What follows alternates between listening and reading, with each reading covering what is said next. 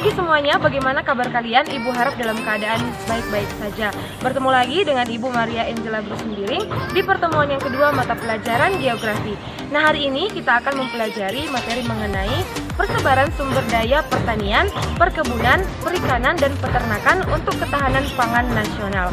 Untuk lebih jelasnya, silahkan tonton video ini. Tetap semangat dan salam SSB. Seperti yang Ibu sampaikan barusan, hari ini kita sudah memasuki pertemuan yang kedua dan kita akan mempelajari materi mengenai sumber daya pertanian, perkebunan, perikanan, dan peternakan. Adapun tujuan pembelajaran hari ini adalah setelah mempelajari materi ini dengan penuh semangat dan rasa ingin tahu, kalian mampu memahami potensi dan persebaran sumber daya pertanian, perkebunan, perikanan, dan peternakan untuk ketahanan pangan nasional. Nah, pertanian itu nanti terbagi menjadi dua, lahan sawah dan lahan pertanian bukan sawah. Perkebunan juga terbagi menjadi dua, produksi primer dan produksi olahan. Kemudian perikanan tangkap dan perikanan budidaya. Dan yang terakhir itu nanti kita akan membahas soal peternakan, di mana peternakan terbagi menjadi ternak besar, kecil, unggas, dan aneka ternak.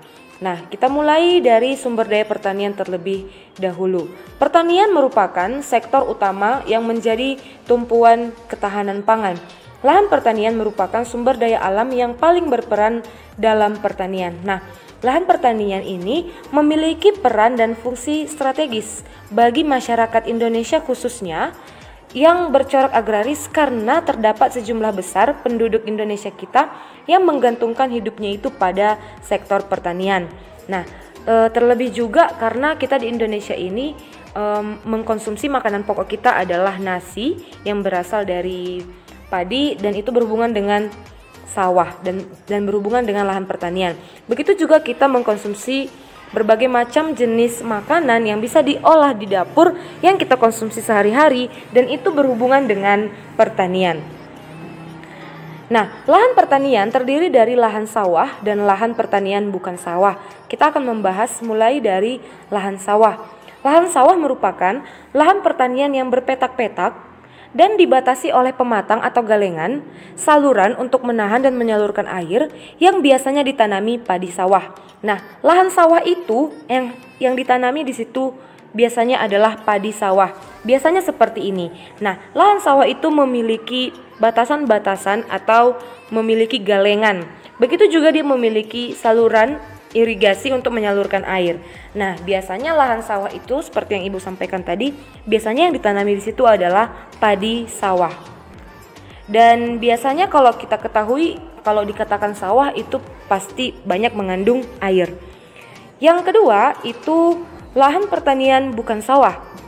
Lahan pertanian bukan sawah merupakan semua lahan pertanian selain lahan sawah. Nah, lahan pertanian bukan sawah itu contohnya seperti tegal atau kebun. Itu termasuk lahan pertanian bukan sawah. Kemudian ladang atau huma. Makanya bisa kamu ketahui di sini bahwa kebun itu beda dengan ladang. Ladang itu biasanya ditanami sayuran-sayuran atau ditanami buah-buahan atau ditanami tanaman yang berjangka pendek, yang berumur pendek. Sementara kalau kebun itu biasanya tanamannya berumur panjang. Contohnya seperti jeruk, kopi, kelapa, dan lain sebagainya. Kalau misalnya ladang itu contohnya yang ditanami itu tumbuhan yang berjangka pendek, contohnya seperti jagung, cabai, bawang, dan lain sebagainya.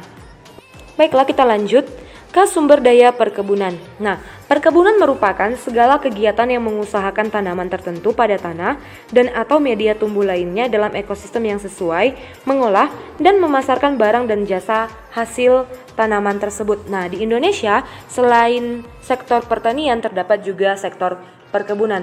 Nah, biasanya tanaman yang ada di perkebunan itu merupakan tanaman yang semusim atau tanaman tahunan yang jenis dan tujuan pengelolaannya ditetapkan untuk usaha perkebunan. Apa contoh sumber daya perkebunan? Contohnya itu seperti perkebunan kelapa sawit, perkebunan teh, kopi, dan lain sebagainya. Pokoknya dia tumbuhan yang berumur panjang. Bisa juga seperti tumbuhan karet. Nah, itu termasuk ke sumber daya perkebunan.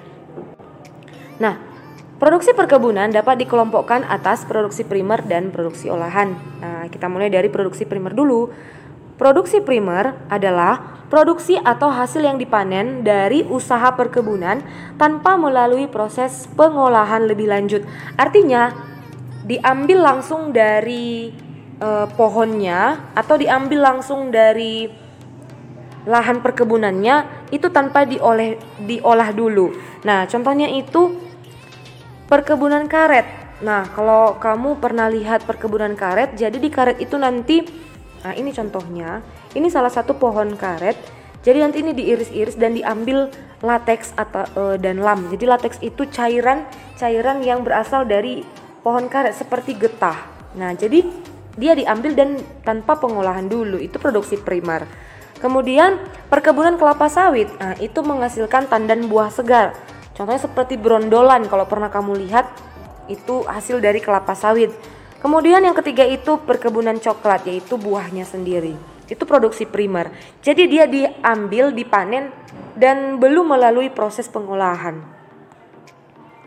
Yang selanjutnya itu ada produksi olahan. Produksi olahan ini merupakan produksi primer, nah, yang telah diolah menjadi suatu bentuk barang jadi atau barang setengah jadi sehingga nilai ekonomisnya lebih tinggi. Jadi ini seperti mirip juga kalau dikatakan dia produksi sekunder ya, karena dia diambil dari produksi primer tadi. Dia sudah diolah menjadi barang jadi ataupun setengah jadi. Contohnya apa? Contohnya perkebunan karet.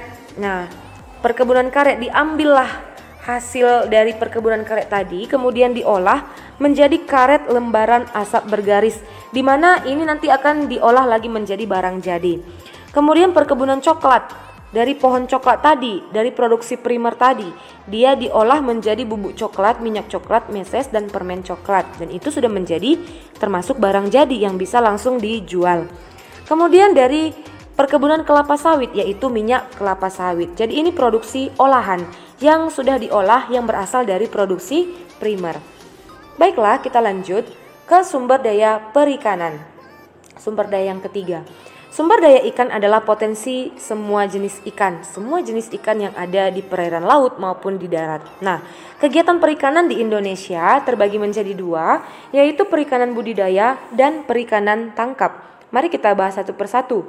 Yang pertama adalah perikanan tangkap. Apa itu perikanan tangkap?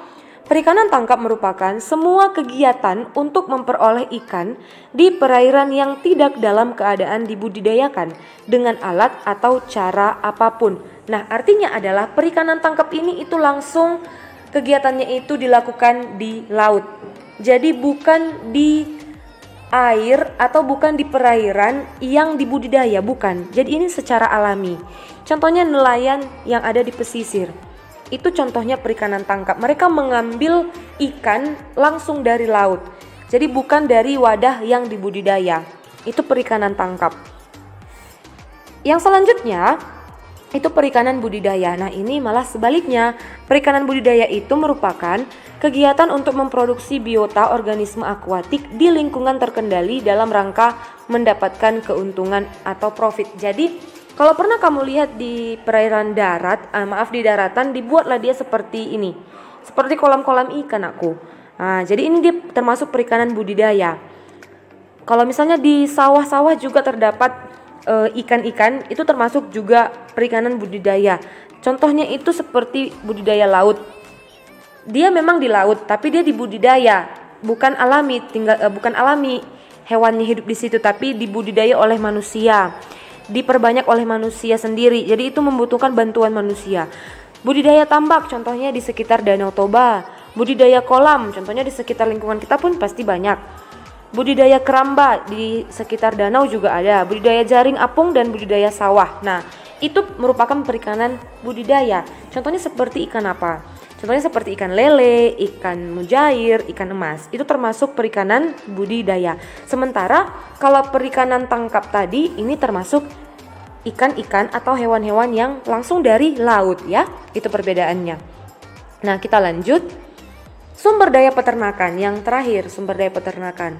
Peternakan merupakan segala urusan yang berkaitan dengan sumber daya fisik, benih, bibit, bakalan, ternak ruminansia, indukan, pakan, alat, dan mesin peternakan, budidaya ternak, panen, pasca panen, pengolahan, pemasaran, pengusahaan, pembiayaan, serta sarana dan prasarana. Nah, sumber daya peternakan ini termasuk sumber daya yang banyak juga di Indonesia dan termasuk sumber daya yang laris di pasaran. Nah, contohnya seperti nanti kita lihat nanti contohnya itu seperti hewan-hewan mamalia, contohnya seperti sapi, kambing dan lain sebagainya. Nah, jadi di sini ada menurut statistik peternakan dan kesehatan hewan tahun 2016, maka ternak dikelompokkan menjadi 4, ternak besar, ternak kecil, ternak unggas, dan aneka ternak. Mari kita lihat satu persatu. Yang pertama itu adalah ternak besar. Nah, ternak besar itu yang masuk ke dalam anggota ternak besar itu adalah ternak sapi potong. Jadi ada dia khusus sapi potong yang diambil dagingnya. Itulah yang dijual dagingnya di pasar, di pajak gitu ya. Kemudian ada sapi perah. Sapi perah ini bukan dipotong dagingnya, tetapi susunya yang diambil, susunya yang diperah. Kemudian juga ada kerbau dan kuda. Ini termasuk golongan jenis ternak besar. Nah, untuk persebarannya, populasi ternak besar di Indonesia tahun 2014 didominasi oleh ternak sapi potong. Ya, orang Indonesia suka sekali mungkin makan daging sapi ya. Oke. Yang selanjutnya itu adalah ternak kecil. Nah, golongan hewan apa saja kah ini? Ternak kecil merupakan ternak yang terdiri atas ternak kambing dan domba. Contohnya seperti ini. Nah, untuk populasi ternak kambing terbesar ditemukan di Provinsi Jawa Tengah, Jawa Timur, Jawa Barat, dan Lampung. Jadi kalau di daerah Jawa itu paling banyak lah mereka mengkonsumsi ternak kambing dan paling banyak di sana ditemukan ternak kambing. Untuk populasi ternak domba terbesar ditemukan di Provinsi Jawa Barat, Jawa Tengah, dan Jawa Timur. Oke, kita lanjut ke ternak unggas. Nah, ternak unggas itu terdiri atas ayam buras, ayam ras petelur, ayam ras pedaging, itik, dan itik Manila. Jadi ternak unggas ini sebenarnya bukan hanya ayam sih, ada juga seperti bebek dan entok. Nah, itu dimanfaatkan dagingnya dan telurnya. Itu ternak unggas. Kemudian populasi ternak unggas di Indonesia pada tahun 2014 didominasi oleh ternak ayam ras pedaging. Kalau kamu lihat di pasar itu atau di pajak banyak sekali ternak unggas, hewan-hewan seperti ayam potong itu hasil dari ternak unggas. Dan itulah yang lebih didominasi di tahun 2014 mungkin sampai saat ini. Karena banyak yang mengkonsumsi daging ayam tersebut. Kemudian kita lanjut yang terakhir itu aneka ternak. Aneka ternak antara lain ternak kelinci, puyuh, dan merpati. Nah, jadi kelinci juga itu termasuk hewan ternak ya. Puyuh juga, puyuh itu diambil telurnya untuk dijual di pajak atau di pasar, dan burung merpati juga. Nah, populasi aneka ternak di Indonesia pada tahun 2014 didominasi oleh ternak puyuh. Ya, sangat jelas sekali karena kan kita banyak permintaan di pajak itu atau di pasar itu banyak akan dibandingkan kelinci, puyuh, dan merpati, banyak yang mau mengkonsumsi telur puyuh dan itu berasal dari burung puyuh sendiri. Baiklah, demikian saja materi kita hari ini. Semoga bermanfaat untuk kalian. Marilah kita selalu menjaga kelestarian lingkungan sekitar kita sebagai wujud rasa cinta kita kepada lingkungan. Salam SFD, semangat, fraternitas Dina. Yuk sekarang kita mengerjakan soal-soal.